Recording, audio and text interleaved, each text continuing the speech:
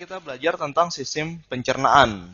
Seperti kita ketahui bahwa suatu sistem pada makhluk hidup adalah kumpulan dari organ-organ yang bekerja sama untuk suatu fungsi. Berarti sistem pencernaan adalah untuk mencerna. Nah, sekarang kita tulis definisinya terlebih dahulu. Definisi dari sistem pencernaan adalah intinya seperti ini. Dia berfungsi mengubah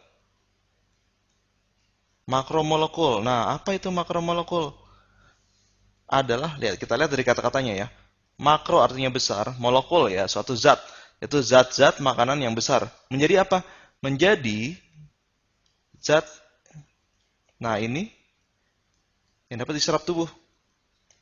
Jadi, kalau kita makan sesuatu, belum tentu makanan itu dapat diserap tubuh secara langsung. Kita harus mengubahnya menjadi zat yang dapat diserap oleh tubuh. Nah, zat yang dapat diserap oleh tubuh biasanya dalam bentuk, menjadi ini nih. Lawannya dari, kalau pertama adalah makromolekul, sekarang kita punya namanya mikromolekul. Nah, saya garis bawahi kata-kata makro sebelum dicerna, setelah dicerna akan jadi mikromolekul. Proses pencernaan itu sendiri dibagi dua. Nah, saya tulis di sini. Pencernaan yang pertama secara kimiawi sudah jelas bahwa menggunakan senyawa-senyawa kimia, terutama senyawa kimia yang paling penting dalam pencernaan disebut betul enzim. Untuk definisi tentang enzim nanti kita lihat setelah penjelasan berikut. Yang kedua adalah pencernaan secara mekanik. Nah, kalau kimiawi menggunakan senyawa kimia yaitu enzim, mekanik merupakan pencernaan organ-organ yang mencerna secara fisik. Contohnya gigi atau lambung. Nah, sekarang kita lihat seperti janji saya kan, apa sih enzim itu? Di sini kita lagi-lagi bermain dengan definisi. Ada yang tahu apa itu enzim? Ya, senyawa kimia. Tapi seperti apa itu enzim? Jadi gini, sebagai perbandingan ya, ada enzim di mulut kita yang mengubah zat A menjadi zat B. Tanpa enzim tersebut, zat A akan lama menjadi zat B. Nah, sekarang definisi dari enzim. Supaya mudahnya, saya buat seperti ini. Senyawa kimia yang, nah ini kata kuncinya nih, mempercepat reaksi. Nah, seperti gini, misalnya ada zat A, ini makromolekul, harus diubah menjadi zat B, yaitu mikromolekul. Tanpa adanya enzim di tengah, ini akan makan waktu sangat lama. Tapi, dengan adanya enzim, itu waktunya sangat cepat. Jadi bisa dibilang bahwa enzim adalah senyawa kimia yang mempercepat reaksi. Dan ada dannya di sini. Dan terbentuk kembali. Nah, ini nih yang paling penting setelah reaksi. Contohnya gini ya.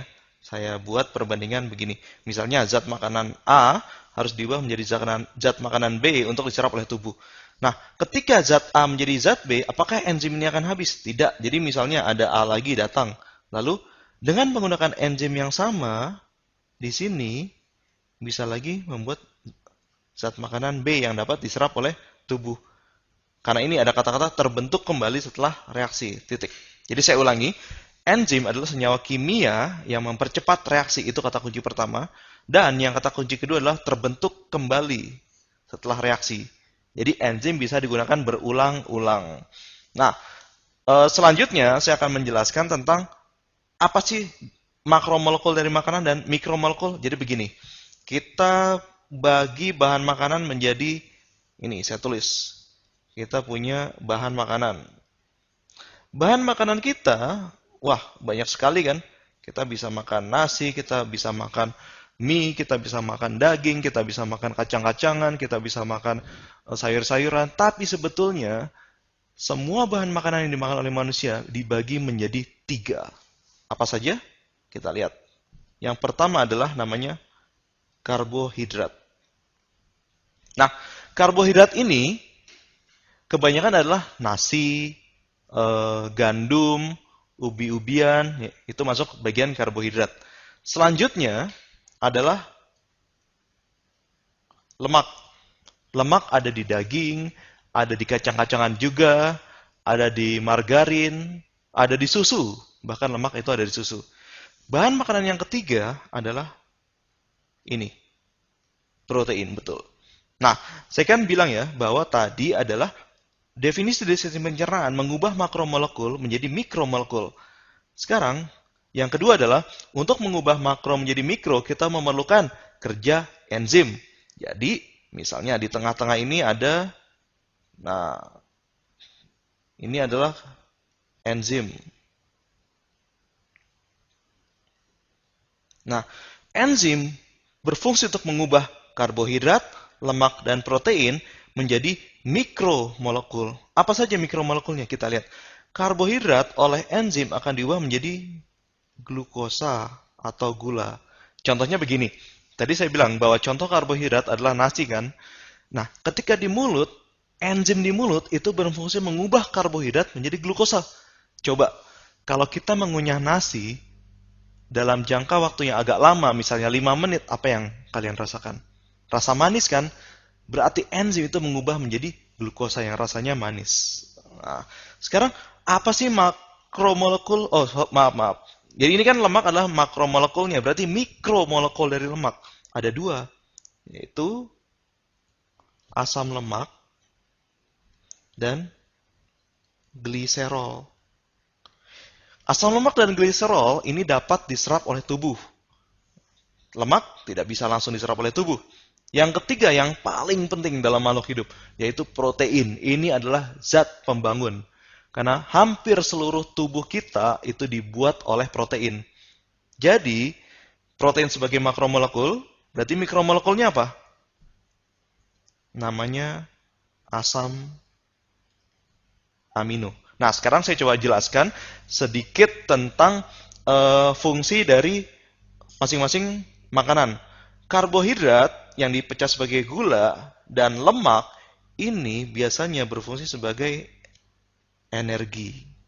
Jadi, kalau kita sedang kekurangan energi, biasanya kita akan memakan makanan yang penuh dengan karbohidrat atau lemak. Sedangkan asam amino ini sebagai ini nih, zat pembangun. Artinya, jika kita kekurangan sesuatu, kita harus menggunakan asam amino. Biasanya didapatkan dari daging. Nah, seperti kita ketahui, makanan itu terbagi dua kan, protein itu. Protein dari hewan dan protein dari tumbuhan. Kalau yang dari hewan, gampang, disebutnya protein hewani. Protein dari tumbuhan disebut protein nabati. Oke, sekarang saya ulang lagi dari awal. Bahwa sistem pencernaan dibagi dua, secara kimiawi dan mekanik. Kita belum membahas bagian yang mekanik, kita membahas kimiawi dengan enzim. Enzim itu sendiri adalah senyawa kimia yang mempercepat reaksi dan terbentuk kembali setelah reaksi. Nah, enzim mengubah apa? Enzim akan mengubah makromolekul menjadi mikromolekul. Karbohidrat diubah menjadi glukosa, lemak akan diubah menjadi asam lemak dan gliserol, protein akan diubah menjadi asam amino. Fungsi glukosa dan asam lemak dan gliserol sebagai energi atau cadangan tenaga, sedangkan asam amino berfungsi sebagai zat pembangun. Oke, sampai di sini kita lanjutkan nanti di bagian selanjutnya mengenai organ-organ pencernaan.